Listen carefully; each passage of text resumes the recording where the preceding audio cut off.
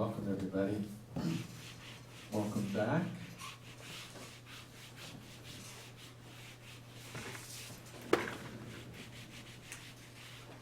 I hope you had a good break.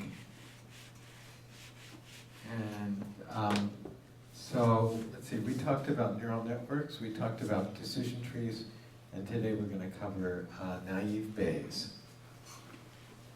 So how does naive Bayes work? And I told you before that Google uses some form of this to identify spam. And the reason they use something like naive Bayes is because, some reason I forget right now, but it's fast. So it does it very quickly. I think it doesn't need to store a model. Anyway, let's talk about this. So before we do that, though, we have to talk about probability.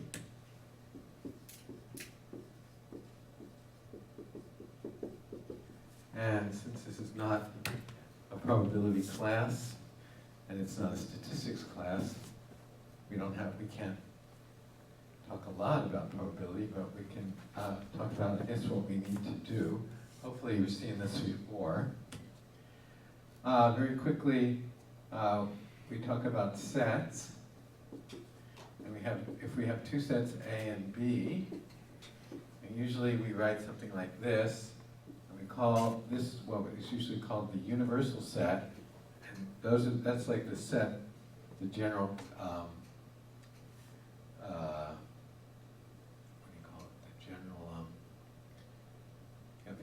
right now. But anyway, that's the frame of reference, I guess we could say. And then we have like A and B. And I think most of you know, so that's U, called the universal set. And A, we do things like this. What does that mean? A intersect B, that means this, right? And A union B, what's that mean? That means everything in either A or in B. And we can write that. That's called the complement of A in English. And that means if this is the universal set and this is A, the complement of A is everything outside of A. Okay? So everything not in A. Some books will use this notation. Some books will use this notation. Okay, it doesn't matter. Just means outside of A. Okay? Then we talk about probability. So very quickly, suppose we roll a die. So then we write U means the sample space. And that's the set of different possible outcomes you can get when you roll a die. So what can you get when you roll a single die and you look at the upward face and you count the number of dots? You could have 1 dot, 2 dots, 3 dots, 4 dots, 5 dots, or 6 dots, right? So there's 6 possibilities. And then we talk about, that's called, in probability we usually call that's called the sample space. This set is called the sample space. And then we can say, for example, what's the probability of getting a 5? Or let's say, getting a number less than 3. Okay, that's the probability of getting a number less than 3. So what are the numbers that are less than 3? 1 and 2. So we're asking what's the probability of getting a 1 or a 2? And there are 6 possibilities. And that's 2 of the 6. We usually say that all of the outcomes have the same likelihood or the same chance of happening. So that's 2 out of 6, so 2/6. So the answer would be 2 over 6, or 1/3. Okay? So whenever we ask a probability of something, we call that something an event. So we ask for probabilities of events. Okay, so the event in this case is getting a number less than 3. And then we could ask for a different event, like what's the probability of getting a number greater than 4? Or let's say greater than 3. Probability of getting something greater than 3. So how many cases are there that are greater than 3? 4, 5, and 6. There's 3 cases. So it's 3 out of the 6 equally likely cases. So it's a half, right? So that would be a different event. We would be asking for the probability of a different event, right? So one event was, the first one was less than 3, so that was here. The next one was greater than 3, that was here. So we see that events are actually subsets of the sample space, right? Events are subsets of the sample space, right? So we usually write that, like suppose this event, we labeled it E, we write this, the probability of E. Okay? Now, if that's E, and E is an event, but it's also obviously a subset, or a set rather, it's obviously a set, right? And if we consider the sample space to be the universal set, then I can also ask you what's E bar? What does E bar mean? It means the complement. What do I mean by the complement? Everything outside of E. So what is E bar? So E was here, so it was numbers less than 3. So what was E? E was 1 and 2. So E bar is what? Everything else. Which is what? 3, 4, 5, and 6. Okay? Now what was the probability of E? 2 out of 6. And what's the probability of this? Of getting 3, 4, 5, or 6? 4 out of 6.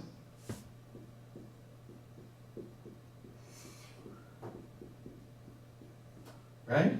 And what's the sum of those two numbers? 2 out of 6 plus 4 out of 6? Is 1, right? And that's not a coincidence, right? The probability for any E, the probability of E plus the probability of E bar is going to be 1, right? Because that's everything. E and E bar together mean everything. So that's going to be 1. Okay? So that's a quick review of, very quick review of what we mean by probability. And then next, we have the important concepts for the naive Bayes algorithm are these two. What's called conditional probability.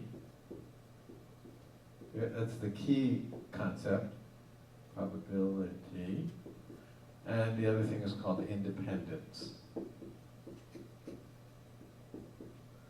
So we have to review these ideas because the naive Bayes is completely based on conditional probability, the idea of conditional probability.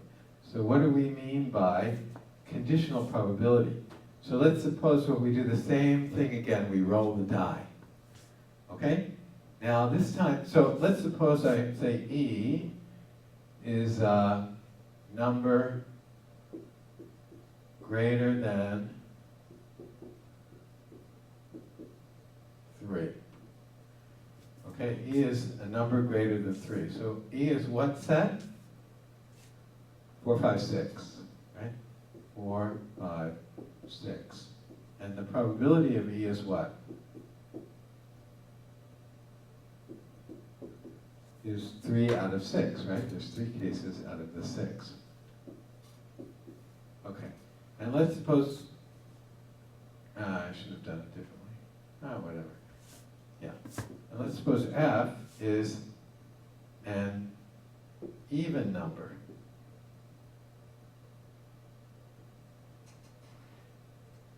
Now, let me switch these. Let's call this F and this E. Okay, so that's F. So this is F, right? Okay, so F is number greater than 3. Okay, E is even number. So that's what? What set is that? 2, 4, 6. And what's the probability of E? It's 3, 6 again, right? Okay, also 3, 6. Okay, now, everyone is with me so far, right? Okay, now now I want to talk about conditional probability. So here's the situation. I take the die and I roll it. Roll it. Now I'm hiding it, you can't see. But I'm going to give you one piece of information about it. And that's what we mean when we say conditional probability. I'm giving you something. So I'm saying given something, and then I'm going to ask you a question given that. Anyway, I'm going to give you one piece of information. Okay, the information is I'm going to look at it, and I'm going to say it's greater than 3. I'm telling you that it's greater than 3, so you can count on that. Okay, it's greater than 3. And now I ask you, what's the probability that it's even? So you understand, I gave you something. That's the whole idea of conditional probability. Conditional probability means the probability of one thing given something else. Okay, so I just gave you information. So anyway, what's the probability that it's, what did I say? That it's even. Now, I rolled the die, roll it, and I'm going to tell you one piece of information. I'm giving you some information about it, and that is that it's greater than 3. I check it, I see it's greater than 3. I'll give you that hint. And now I ask you, what's the probability that it's an even number? What? 2 out of 3 is right. And why does he say 2 out of 3? Because here's the sample space. 1, 2, 3, 4, 5, 6, right? Those are all equally likely at the beginning, but not after I tell you that it's greater than 3. In fact, once I tell you that it's greater than 3, only these are possible. So these are not equally likely, these are not even likely at all. These are impossible, right? So they're not equally likely with these anymore. They're not even possible anymore, right? So why did he say 2 out of 3?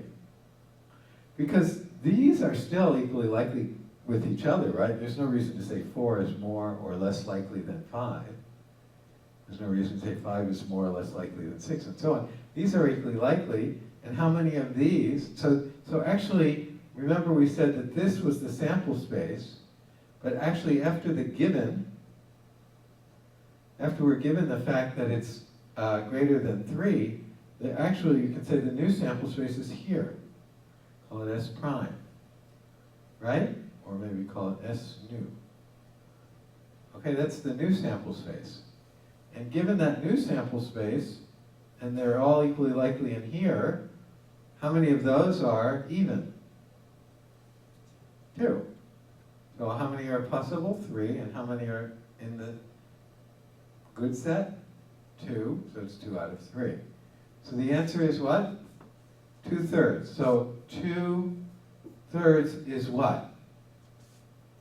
What is 2/3? It's the answer to the question. What was the question we just asked?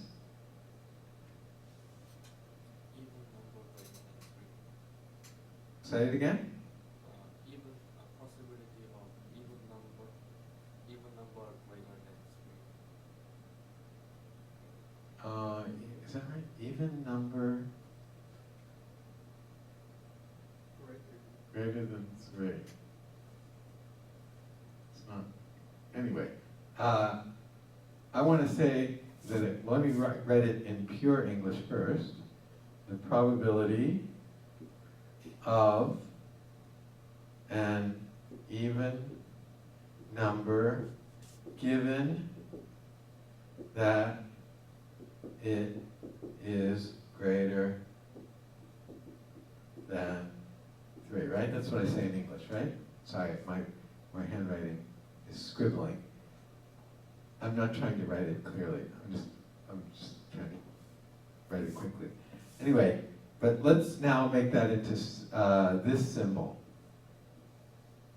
We're going to do this. I'm going to do this. And I'm going to put a straight line. And on the right of the straight line, I'm going to put a vertical straight line. And on the right of the straight line, I'm going to give the given part. And on the left of the straight line, I'm going to give the other part. Okay? So what's the given part? Given that it's greater than 3. And what did we symbolize that one as? What? F, right? So given F. This does not mean divide. It's just a notation so I can separate the given part from the other part. Okay? And the left side was? The probability of even, what was that? E. So E. Okay? And what's that equal to? We decided it was equal to 2/3. Okay? Everyone understand that? Now, it turns out that we can write it like this. The probability of E given F is equal to the probability of E intersect F divided by the probability of F. Is that true or not true? Let's see. Where does that come from?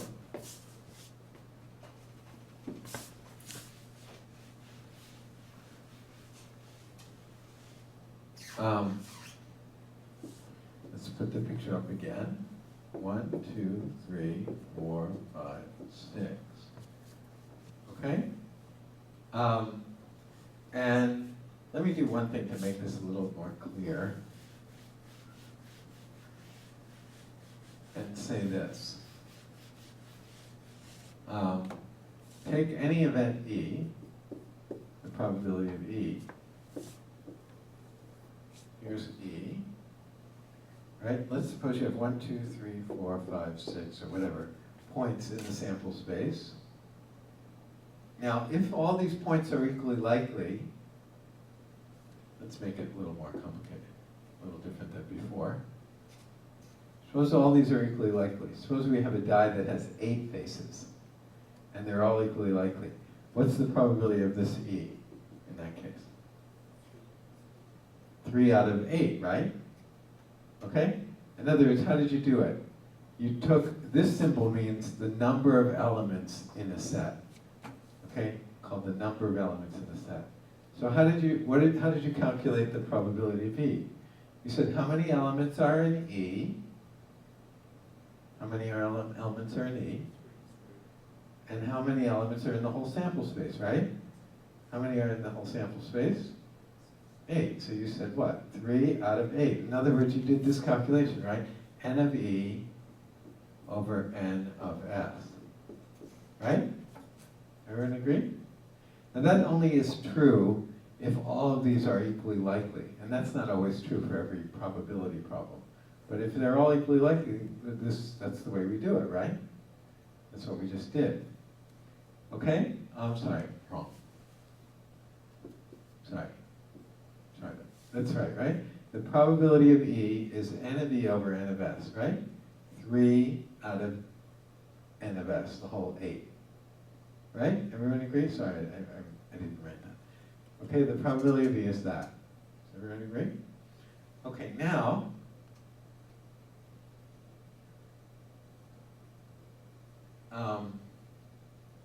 yeah. Okay, so let's just say this works always, even though it doesn't always work. It only works when these are equally likely. But just to make our life simple, let's do that. Now, so instead of showing you this, I'd like to show you this.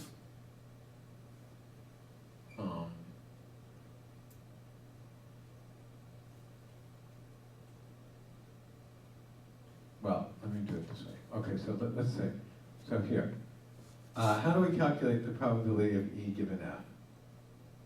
Well, if we're given F, suppose this is again F, right? That's F.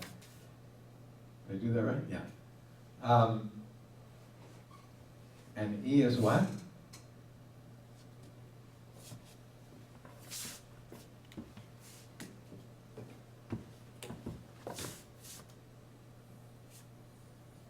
Right? That's E.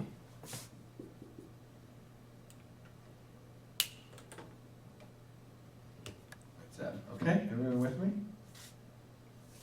Everyone with me? Okay, now, so how did we do it again? We said we have a new sample space. How big, what's the new sample space? F, right? F is our new sample space. And then we just do what? Which of the, we said it's 4 and 6 out of 4, 5, and 6, right? It's this one and this one out of this, this, and this. So it's, what was the answer again? 2/3, right? Agree or not? Everyone with me? Okay. But how, what was the probability of E given F? Given F, we're only in here, and then which ones are even? Only the 4 and the 6. So it's 4 out of, I'm sorry, so it's 2 out of 3. Right? But, so what was the calculation we just did? We just said we had 3 on the bottom, but what's 3? Where did we get the 3? It's N of F, right? Right? And then where did we get the 2?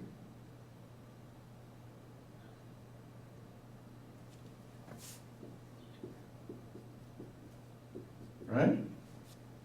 The intersection of E and F, right? Was that, right?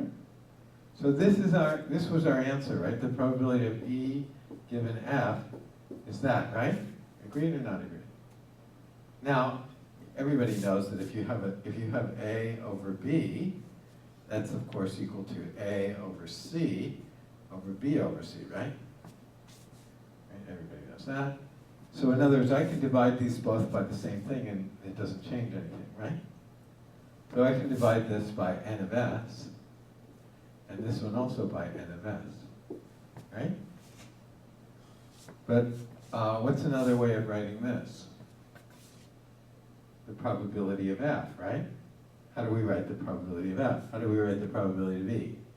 N of E over N of S, so how do we write the probability of F? N of F over N of S. So this is the probability of what? This part here is the probability of F, this part. And this is what? The probability of E intersect F, right? So therefore this equals this. Okay? No, not so confusing. I know I went through it very quickly, but not so confusing. So that's what we mean by conditional probability. And this will serve as our definition of conditional probability. Okay, I mean, we have an idea of what we mean by conditional probability. It means E given F, but we're going to just use this. It's the same thing. Okay? That is what we mean by conditional probability. So the probability of E given F equals this. Okay? Everyone agree with this? Okay. That's the conditional probability. That's what naive Bayes is based on. It's all about conditional probability. So if there are any questions, again, what if I asked you what's the probability of E intersect F, what would you say? Based on this idea here, you'd say that it's N of the thing inside here divided by N of S, right? So what is this? N of the thing inside here divided by N of S. And that's what I have here. N of this divided by N of S, so I can write it as that. So I get that on the top and that on the bottom. Okay? Everyone follow that? Okay. Now, last key concept for conditional for naive Bayes is independent events. So independent events are, I guess a good example would be this. Toss a coin 100 times and record the sequence of heads and tails. Okay, so toss a coin 100 times. Right? Toss a coin 100 times. One time, heads. Right? Next time, heads. Okay, keep doing that 100 times. So I got heads, and then I'll keep going, right? Something. Right? Okay. Now, of course, it's not very likely that I'm going to get H 100 times in a row. Right? That would be very, very unlikely. But it's not impossible, right? Not impossible. If you had a computer do this, 100 trillion times, I'm sure there would be somewhere in there a sequence of, I'm not sure, but there could be somewhere in there a sequence of 100 heads right in a row. Right? Maybe if it was a trillion times, then somewhere in there would be so it's not impossible that you could get 100 heads right in a row. Right? So it's possible that you get all H's. Right? But it's very, very small. In fact, the probability of that is that 1 over 2 to the 100. Okay? But I don't care about that calculation. But anyway, let's give this event a name. Because whenever we put probability, we always talk about an event. So let me give it a name. Okay, you want to make up a name? So I need a symbol, some symbol, whatever, it doesn't matter what it is. H what? Just H by itself is going to be 100 heads in a row? It's not very precise notation. What? 100 H, okay.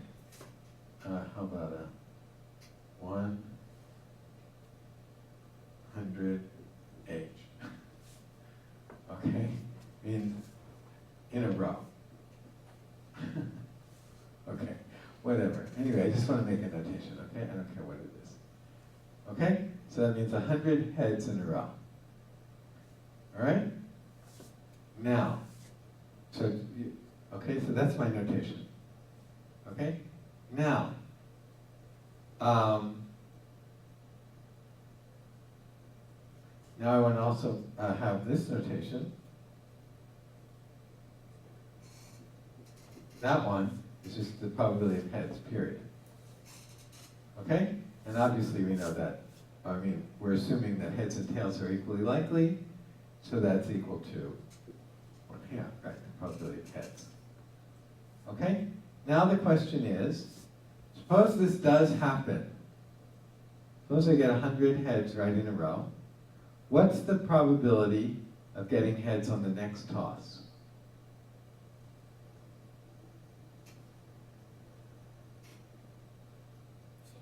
Same, right?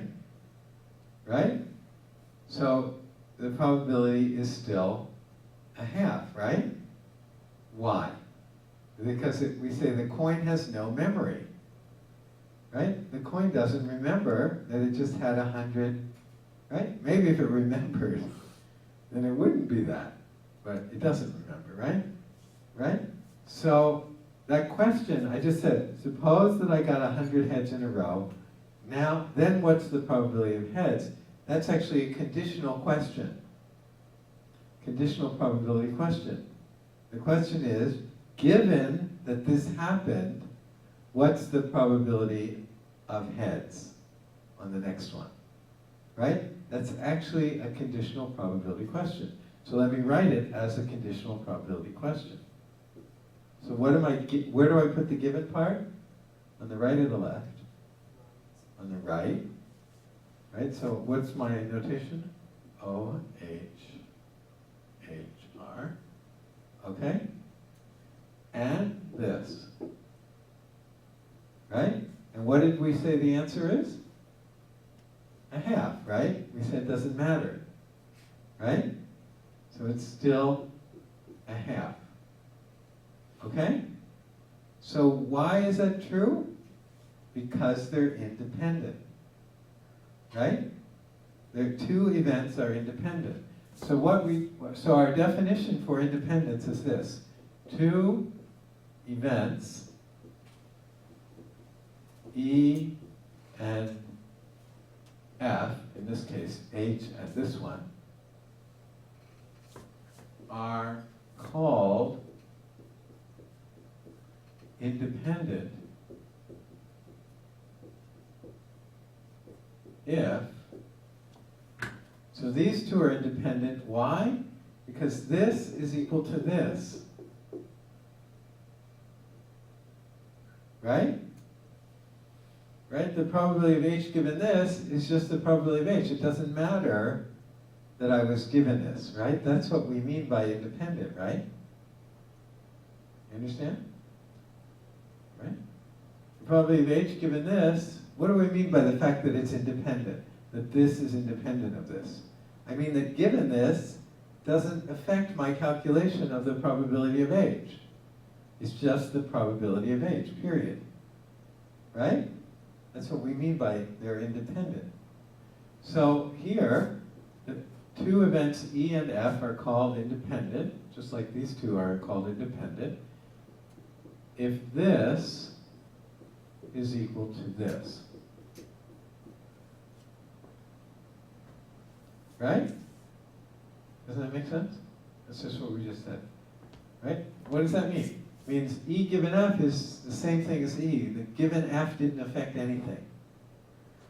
Right? So they're called independent because of that.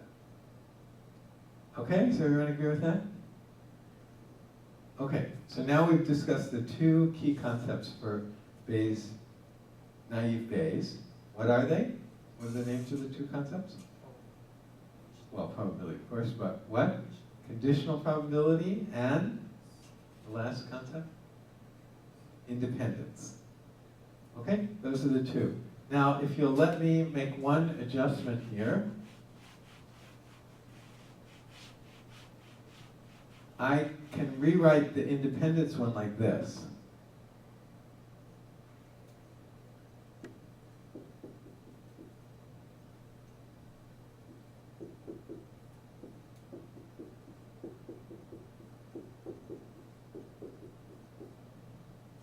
This is the same thing as this. That's very easy to show. I'll show you in 1 minute. Okay? So start with this one, and I'll get this one. Because what's the definition of this one? Of the left side of that one? We have it somewhere. Yeah. Right? That's the definition, right? So I can rewrite the left side of this like that, right? Of course. So I can rewrite the left side like this. The probability of E intersect F over the probability of F, right? And on the right side, I still have probability of E. So, let me get this. Okay? So this, or this will mean the same thing, right?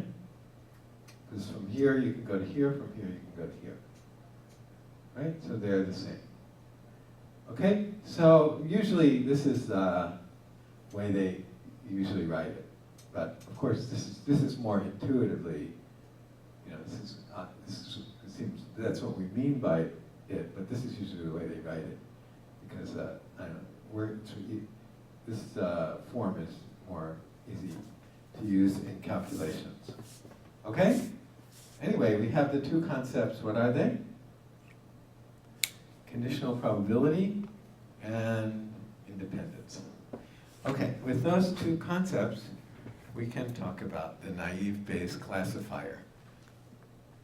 So we can run the naive Bayes classifier on Weka, right? It's called, I think in Weka it's called simple Bayes. Right? Let's just check that. Let's open up Weka.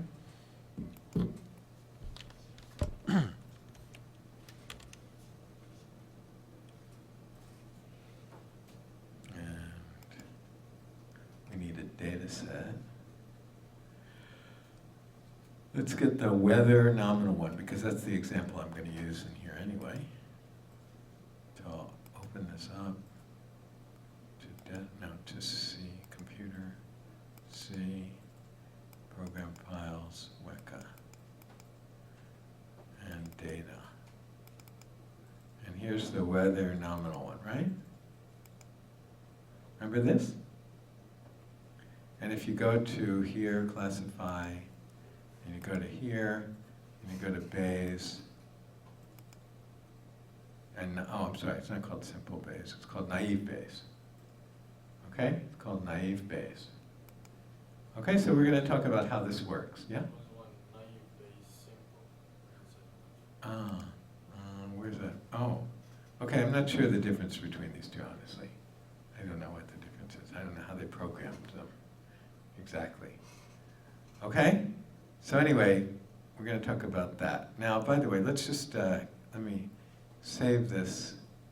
If you want to see this data set as a CSV file, since it's an ARF file, it's going to you have to open it in Weka, really. And then if you want to see it as CSV, you can save it up here as a CSV file. So it's kind of easier to see it then, right? And I'll save it on the desktop. And I'll save it, then I can open it up on the desktop somewhere. Can't find it. Oh, here it is.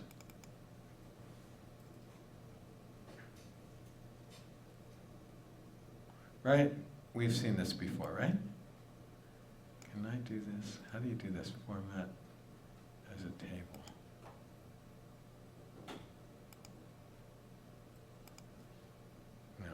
Yeah, it worked. Okay, so I have that, right? Nice little table. Okay, everybody remembers this data set, right? Okay, so anyway, let's go back to here.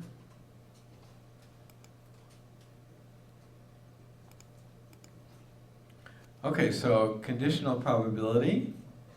This is it, right? This is what we just said. Probability of A given B is equal to the probability of A intersect B divided by the probability of B. Right?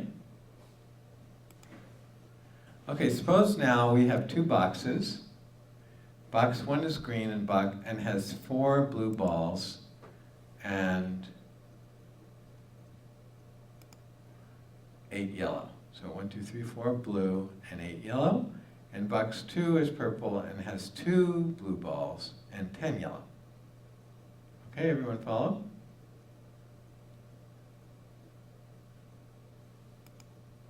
Suppose we select a box at random first, and then select a ball at random from the box. Okay, so we have a 2-step process here. First choose the box, and then choose the ball. Okay? Everyone understand? Then we can ask questions like the following. So a simple probability question might be, what's the probability of getting a blue ball given that we selected box 1? And there you can see the given that. So it's like a conditional probability. But we don't really have to think of it as conditional probability in this case because it's so simple. So what is the probability of getting a blue ball given that we selected box 1? Well, if we selected box 1, then what? What's the probability that it's blue? What? 4 out of 12, right? Okay, so that was pretty easy. That was a conditional probability question, actually, but it was very simple. Okay? This can be written as what? As a conditional probability question. So what was given? That we selected box 1, and then we asked, what's the probability of blue ball? Right? Okay, a more confusing question might be, what is the probability that we selected box 1 given that the ball is blue? Right? That's pretty confusing, right? Right? Doesn't that kind of, I don't know, does everybody have the same experience of that question? It makes your head dance? It kind of makes your brain spin? What? No, yeah, but no, but that's not what I'm saying. I'm asking this question. Does everybody have the same experience of that? I don't know. I think some people don't. Some people might even be able to answer it. I don't know. But for me, it makes my brain spin. Okay? What is the probability that we selected box 1 given that the ball is blue? But actually, it's possible. I don't know. But anyway, how do we write this question? So here's how we wrote the previous question. So how do we write this question? Probability of what? Box 1, given that it's blue, right? Everyone agree? Okay. So, but this one is really confusing, for most people anyway. And why is it confusing? Because it's like reversed, right? It's like the timing of the way things are actually done versus the way this question is asked are opposite, right? First we have to select the box and then the ball, but this is asking in the opposite way. So it's confusing, right?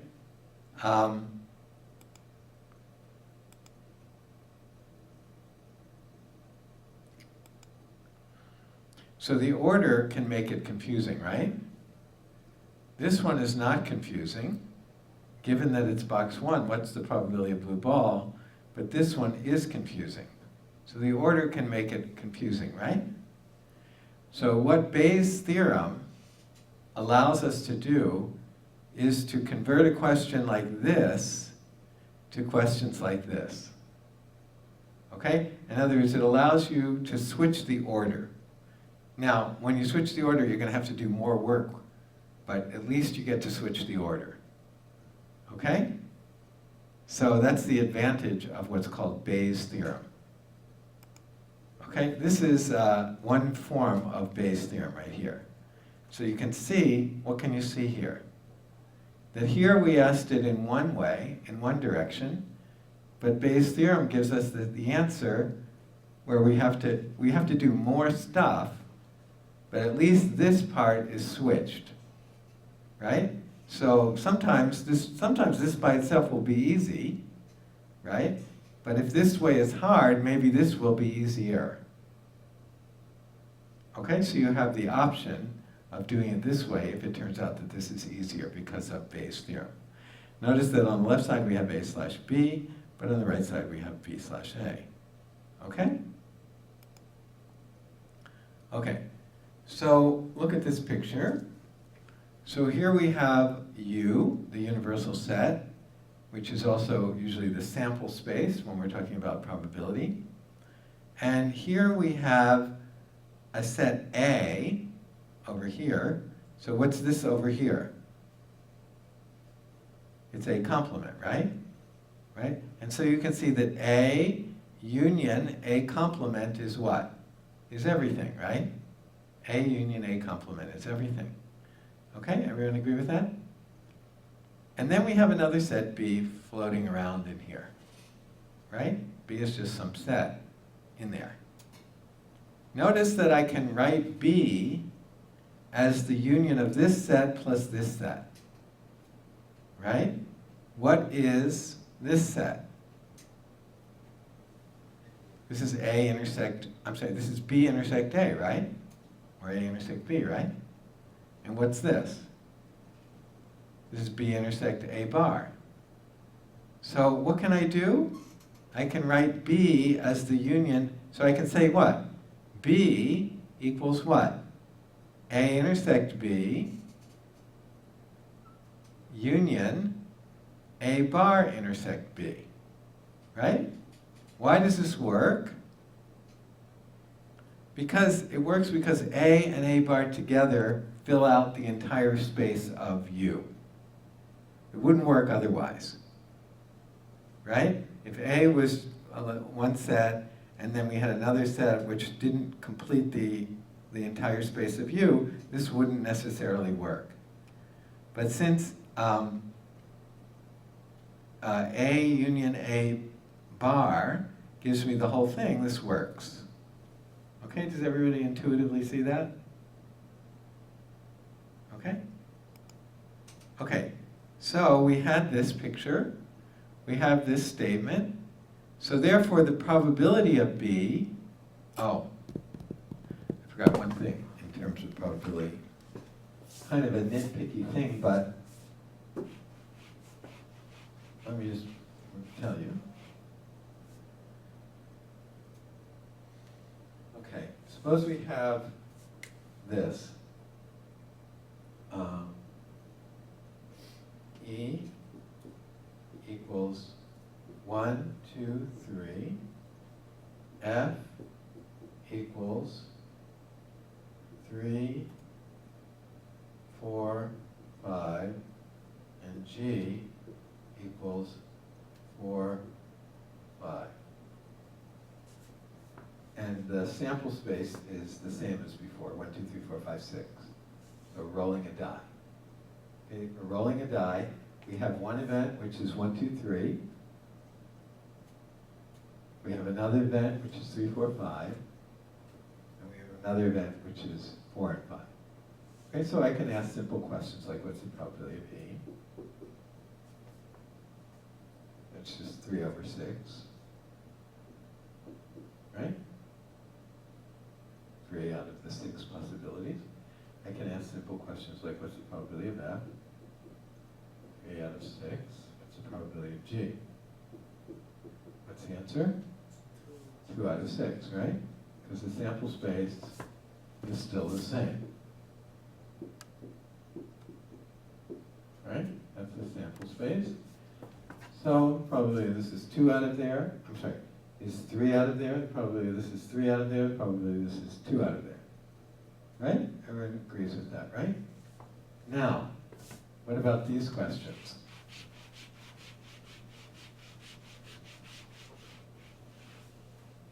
What about these questions? The probability of E union F. So what is E union F, first of all?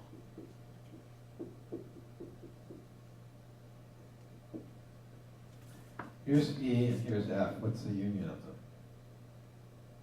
1, 2, 3, 4, 5. 1, 2, 3, 4, 5. So what's the probability of that? 1, 2, 3, 4, 5. What? 5 over 6, right? Okay. And what's the probability of E union G? What is E union G?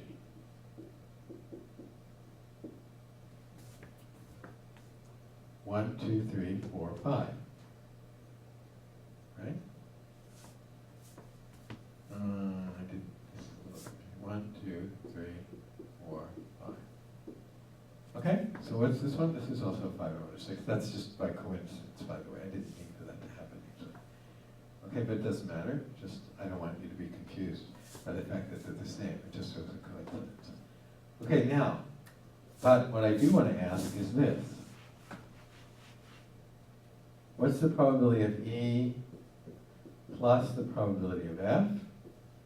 And what's the probability of E plus the probability of G? So what's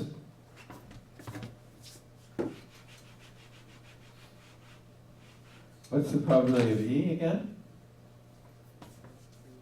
3 out of 6. What's the probability of F? 3 out of 6. So this is equal to 6 out of 6. It's not equal to 5 out of 6, right? Right? Agree? Okay, now how about the bottom one? What's the probability of E? 3 out of 6. What's the probability of G? 2 out of 6. It is, right? So this one is yes, and this one is no. Why? Why sometimes can you say the probability of E union F is the same thing as the probability of E plus the probability of F? And why sometimes can't you do that?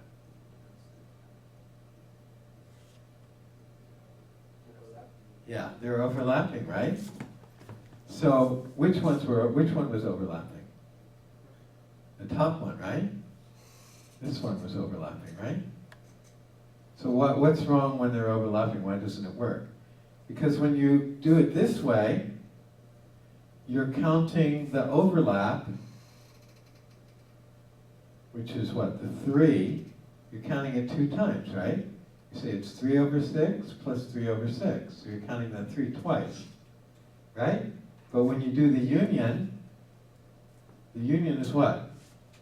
Here, you're only counting that 3 one time. So of course it's not going to be equal. Right? If you only count it once or if you count it twice, different. So when is this true? When can you say the probability of E union G is equal to the probability of E plus the probability of G? When E and G have nothing in common. Right? If they have no overlap, they have nothing in common, then this will work. Right? So we can make that rule. We can say, how do we write no overlap? What is, you know what that symbol means in sets? It means the empty set. Or another symbol for that is this. Okay, it means the empty set, nothing in the set. Okay, so how do we say no no overlap? Means that the intersection has nothing in it, right? So when is this true? The probability of E union, let's say use F, is equal to the probability of E plus the probability of F if what? If they have no overlap. If E and F have nothing in common. And then we can write that like this, right? If E intersect F, if their intersection has nothing in it. If their intersection is the empty set. Right? Everyone agree? Okay? So we have that rule, right? So whenever you see union, you can change it to plus if what? If you know that they have nothing in common. Okay, so that makes like a simple calculation rule. You can change union to plus sometimes, right? Which kind of makes things easier, right? So you can only do it when? If they have nothing in common. If they have something in common, this won't work, right? If they have nothing in common, it will. Okay, so look at this now, going back to this picture. See that picture? Again, B equals what? Here? The equation at the top? It's this part, union this part, right? Which means A intersect B, union A bar intersect B. Agree? Now, tell me, does this and this have anything in common? Does this part and this part have anything in common? No. So therefore, if I want to talk about the probability of this, I can change this to what? Plus, right?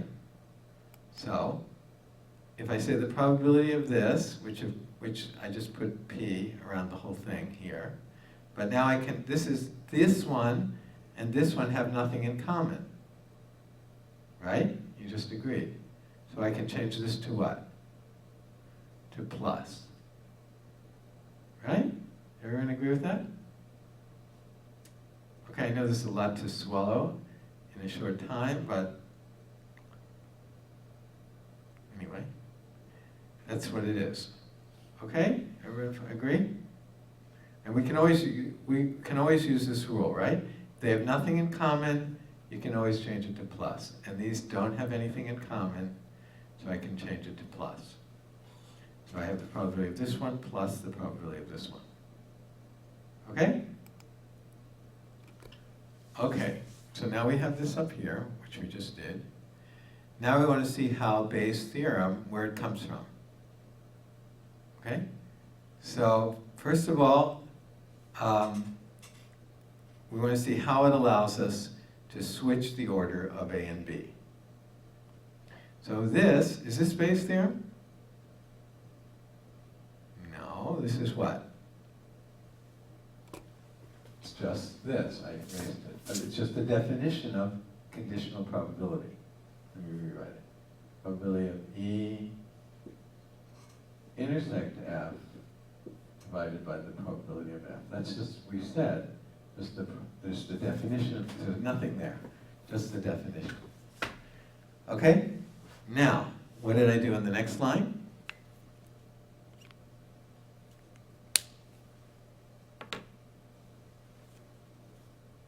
I just took this and moved it over here, right? I'm allowed to do that, right? Just simple, right? Okay, just bring this over to this side. So I get this times this equals that. Okay? So we still have that. And I said just before, A intersect B is this part here, right? Everyone agree? Now, if I change this A intersect B, if I change that to B intersect A, does that make any difference? No. Right? A intersect B and B intersect A are the same thing, right? Obviously. So I can change the order, right? No problem about that, right? So I can say probability of A intersect B is the same thing as probability of B intersect A, and this is what I had before. Probability of A slash B times the probability of A. Okay? So nothing really happening here. But let's focus on ignore this piece, just on these, just this here. Now, I can take this, or rather I can take this and bring it underneath here, right? Oh, wait, did I do that wrong? Don't tell me I made a mistake. Probability of A given B. Yeah, okay. So I can bring this over here. That's, oh no.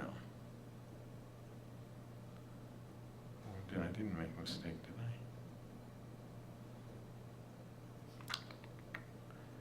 I? Where is this coming from? Probably A given B. A intersect B. Oh, this is still definition, right? Yeah, that's nothing. Okay, here. A given B. Oh, here. Okay, this was just the definition, right? Okay, now what is A intersect B can be written like this, right? Agreed or not? Don't get lost here. Come back. I didn't make a mistake, so you don't have a right to drop your attention. Okay? This is just the definition. So now, the probability of A given B, this part here, I can rewrite this as what? This. Agreed? So I just put that on top. And where does this come from?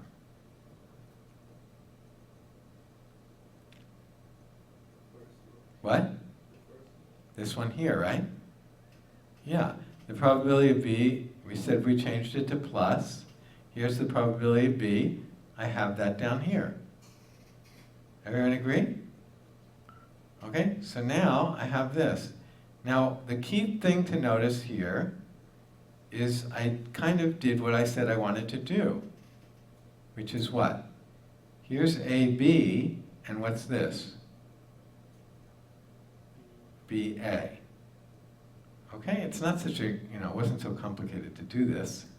This was done in the 1700s by a guy named Bayes.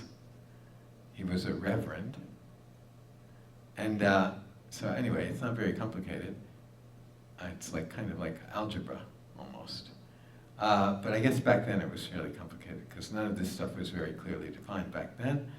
But anyway, here we have this. Now what? Now I go one step further. What changes from here to here? Does the numerator change?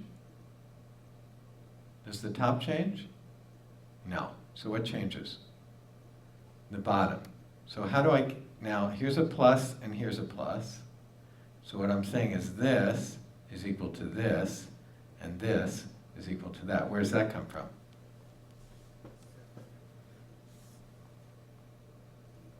Right here, right?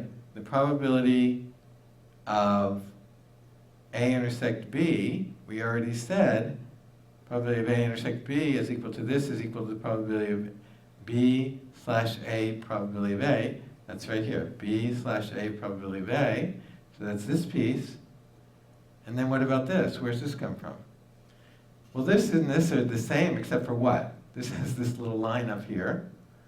So all I have to do is take this one I wrote like this. I can take this one and write it the same way except put the line above the A, right? So I get this piece plus this one, right? With the line above the A. Okay, does everyone see it? So notice that in all the pieces in here, what have I done with the order? Here it was AB, and here it's BA, BA, BA. Okay? So we did what we wanted to do. This is called Bayes' theorem.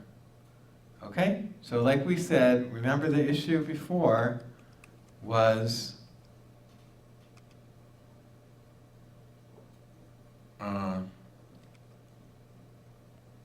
this one. What is the probability that we selected box 1 given that the ball is blue? Now we're going to be able to do what? Switch it to what? Calculations where we're asking, given that we selected box 1, what's the probability that the ball is blue? Now we're going to have to do multiple calculations, but we don't have to do the order in reverse. Okay?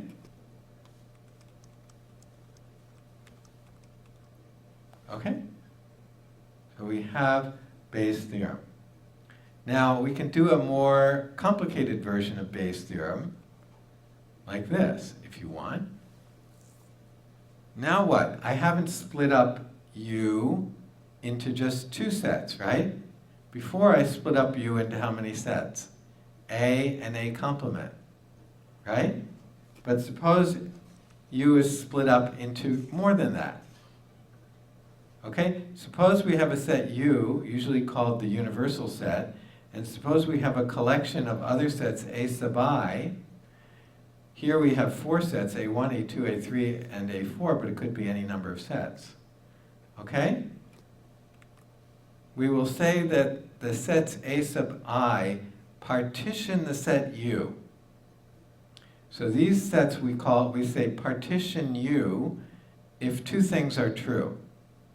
First of all, the union of all the AIs equals U. Is that true here? If I take the union of these, I get U, right? And then one more thing has to be true. What else is important here, do you think? None of these intersect each other, right? Like I could have this.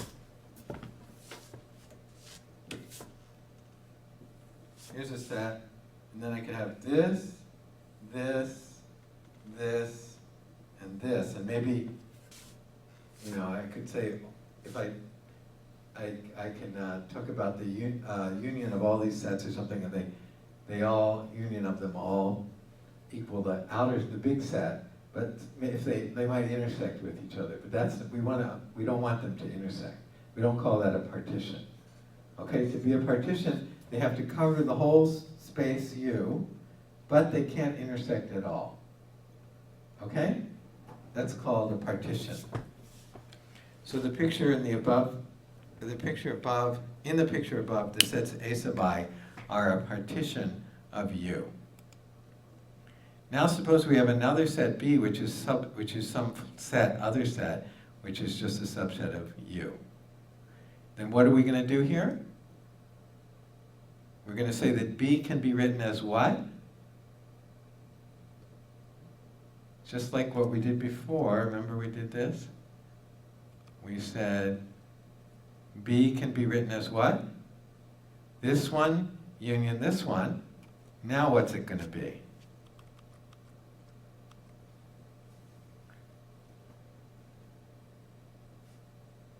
B can be written as what?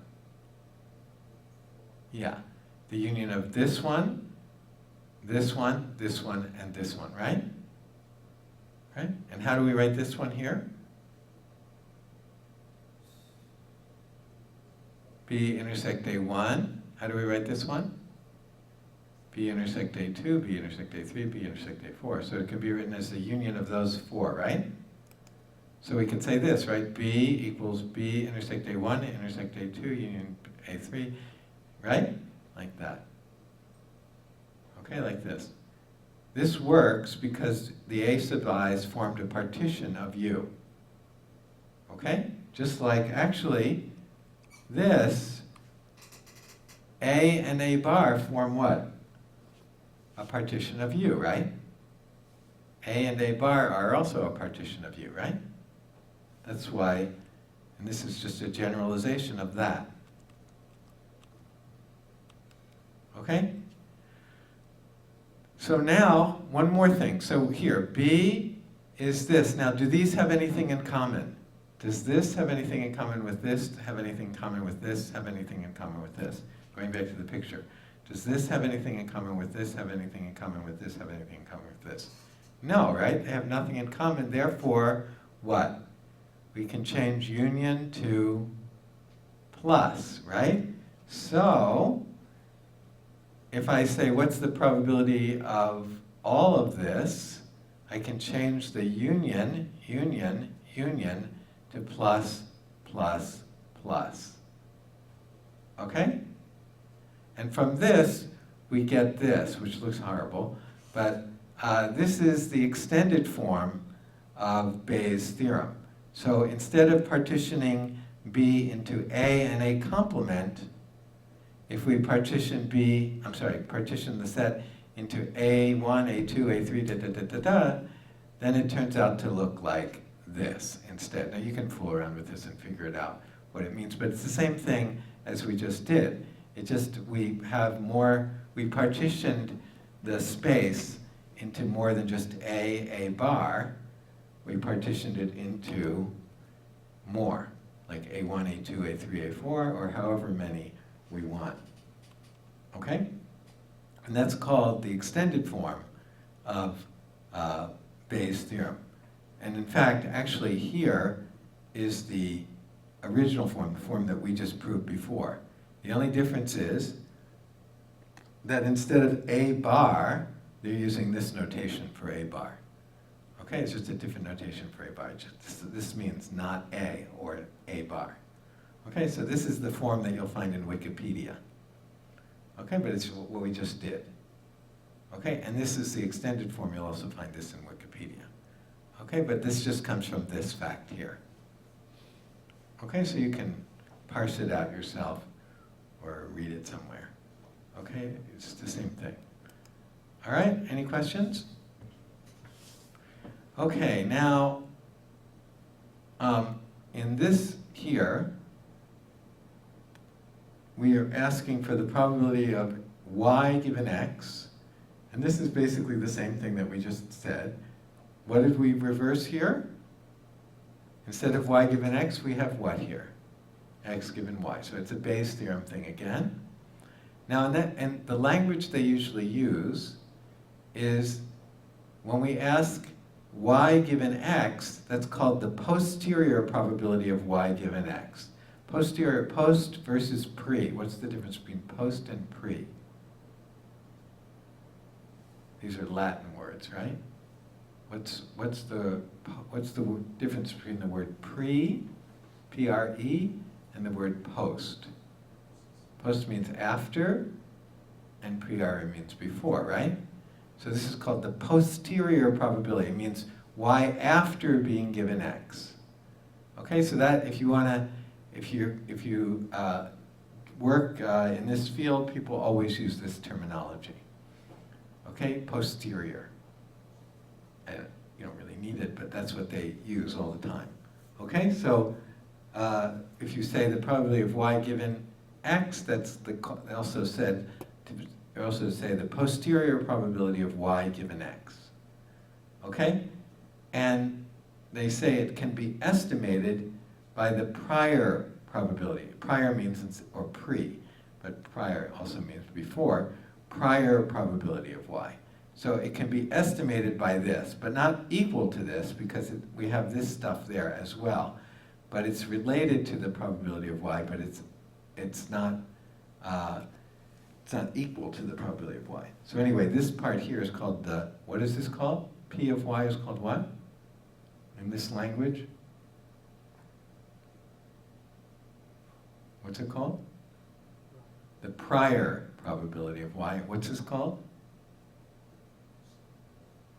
What's it called? The posterior probability of y.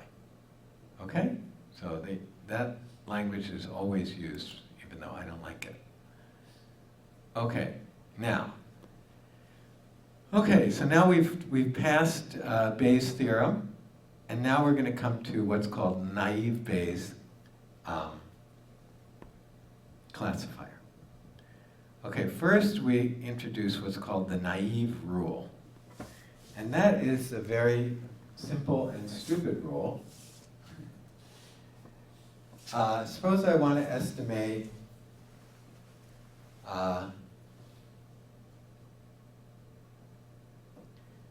the favorite beer of all APU students. Now, I might want to collect data on APU students. What data might I collect? Obviously, I'm going to collect, to build my model, I'm going to have a training set. And in that training set, I'm obviously going to ask people what their favorite beer is, because I'm going to need that to make my model. But what other data might I collect? Is there anything? I can't really think of anything. Anything that might help us understand people's, I guess, the country they're from. Maybe that's a factor in what their favorite beer is. Right? What else might be a factor? Anything else? Like man or woman? Anything else? It's hard to imagine. Oh, do they like spicy food or not? Maybe. Anything else? What? Single or not single. Or dating or not dating. Not whether they like beer, but whether their favorite beer, you think that's going to affect their type of beer they like? I mean, if favorite is the one they buy the most, and if the guy wants to impress a girl, Oh, okay. expensive All right, beer. good, yeah. I like that. Okay, favorite beer. Okay, I'm sorry, no. Dating or not dating, single or not single. Okay, that's another one. Anything else? Okay, anyway, we could think about this, right? We could come up with maybe 10 different variables that might have something to do with people's favorite beer, right? Okay, so we could build a model, right? And we could use naive Bayes, we could use neural network, we could use anything we want. Okay? But the simplest rule we could use is what's called the naive rule. So remember, we have a training set, we build a model, and then we use that to predict for a new person, right? Right? Okay, suppose this was the situation. 60% of all the people at APU like Asahi. Okay? Their favorite beer is Asahi. Okay? Now I get a new person. I'm going to make a prediction about them. The naive rule won't consider any of the other variables. It just says, well, 60%, I'll do 60% here for this guy. So therefore I'll say, yes, his favorite beer is Asahi also. Okay? So the naive rule doesn't consider any regressors or any, what's the word? Predictor variables at all.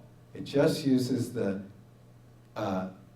classifier variable itself. Okay?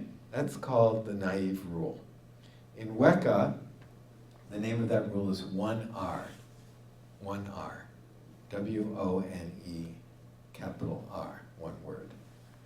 Okay? It doesn't use any of the data, any of the predictor variables at all.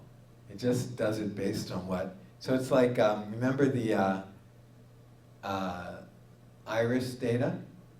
Remember the iris flower data? Right? We had the sepal length, the sepal width, the petal length, the petal width, and then we're going to predict what class. But if we use 1R, it ignores all that.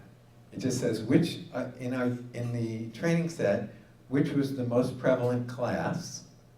So suppose there were mostly iris setosas in the training class, then it's going to say everything is an iris setosa. Okay? It doesn't consider any of the input variables at all. Okay? That rule is called what? The naive rule. It's very naive, right? And in Weka it's called 1R. Okay, you can find it in Weka. Okay? So this is the benchmark to measure all the other classifiers. If you can't do better than that, you're really not doing very well. Right? If you can't do better than ignoring all the input variables, then your input variables are useless. Right?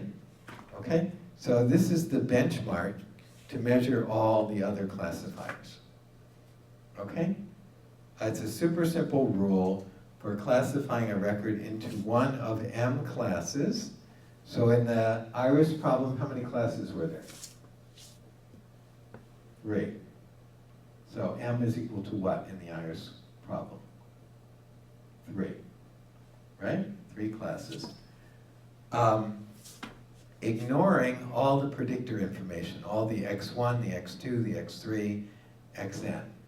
Okay, I'm trying to get you to recognize the notation here as well as the concept. Okay? Classify the record to the majority class.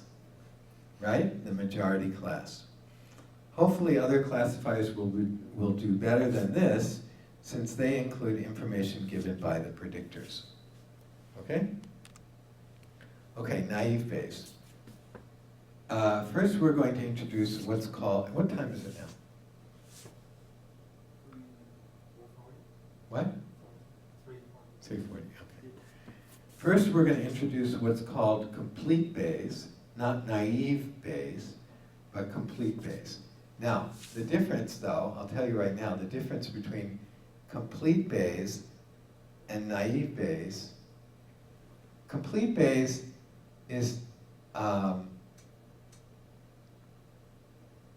very hard to do. The calculation will take the computer forever to do it, if it's a big problem. Naive Bayes makes a certain assumption which makes the calculations much, much simpler. Naive Bayes makes the assumption that all the variables are independent. But variables are generally not independent, completely independent. Just like these sets, these events may or may not have been independent. But naive Bayes makes the assumption that all the variables are independent of each other, which is not generally true. But it makes that assumption in order to make the calculations much, much, much easier. It turns out, though, even when you make the assumption, even when it's not true, still the classifier is really accurate. In other words, if you use it to make predictions about iris flowers, it's going to do very well. If you use it to make predictions about people's beer preferences based on a bunch of data, it's going to do a really good job, even though that assumption is not strictly true, but in order to do the calculations, we make that assumption. Okay, so the difference between the complete Bayes and the naive Bayes is naive is being naive in the sense that it's assuming that all the variables are independent of each other. when in fact they're really not. Okay, so that's what naive Bayes means. But first, we introduce what's called complete Bayes. Naive Bayes makes a simplifying assumption on complete Bayes, which makes the calculations easier. Complete Bayes is very intuitive. The whole subject of data mining can be summarized by saying, we are trying to decide what class a particular instance should be assigned to, right? That's what we're doing, right? Trying to make a classifier. For example, X is a new customer. Which of our products should we try to sell him or her? Here, the instance is X, right? The new person. And we're trying to classify them as what? They like milk chocolate or they like dark chocolate, right? So the classes might be milk chocolate and dark chocolate liking, right? So here the instance is X, and the classes are the list of our different products. We are classifying X as liking dark chocolate instead of milk chocolate, for example. The two classes might be dark and milk chocolates, okay? Right, you understand? So again, the whole subject of data mining can be summarized by saying we are trying to decide what class a particular instance should be assigned to. So here's a person, are they going to be the dark chocolate liker? Are they going to be, should we try and sell them dark chocolate or should we try and sell them milk chocolate, right?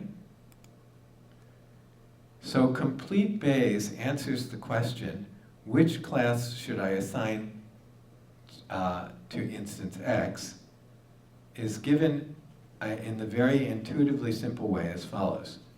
1, find all the other records just like X. So suppose we're measuring people on 6 different variables, like, are they a man or a woman? Are they diabetic? Blah, blah, blah, right? Different, what else might affect their dark chocolate, milk chocolate liker? Do they like cake, or do they like coffee or tea? Right? I don't know, right? So we have 6 different variables. So what do? What does it do? Find all the other records just like X.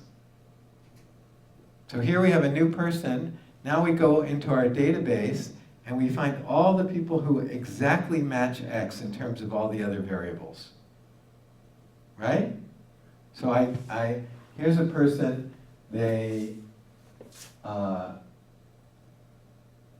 did I say? Oh, they like coffee, and what else? They're from Switzerland, and blah, blah, blah, right? Now what do? I want to say, are they going to like dark chocolate or milk chocolate? So I have to go into my database and find people who are exactly like this person, right?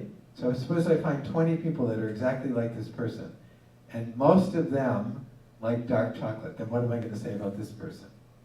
I'm going to classify them as dark chocolate, right? That's called the complete Bayes. Okay? So I have to find people who are exactly like this person in my database. Okay? You understand? That's called, and then once I do that, determine what classes all those people belong to and which class is the most prevalent. Assign that class, the most prevalent class, to my new person, right? So it's very natural, very simple way to make a classifier, right? The problem is, suppose we have 10 variables, input variables, and each of them has 5 different possibilities, like, they like coffee, they like tea, they like milk, they like soda, that's one variable, right? So there's 5 possibilities there. We have another variable that has 5 different possibilities. We have another variable that has, so we have 10 variables, each one with 5 possibilities. How many different arrangements can we have there?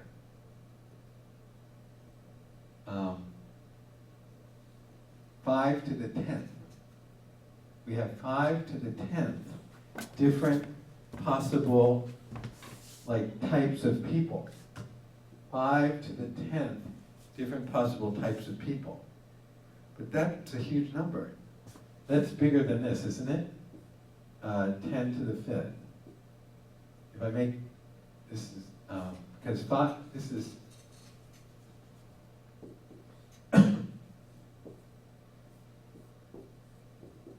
right?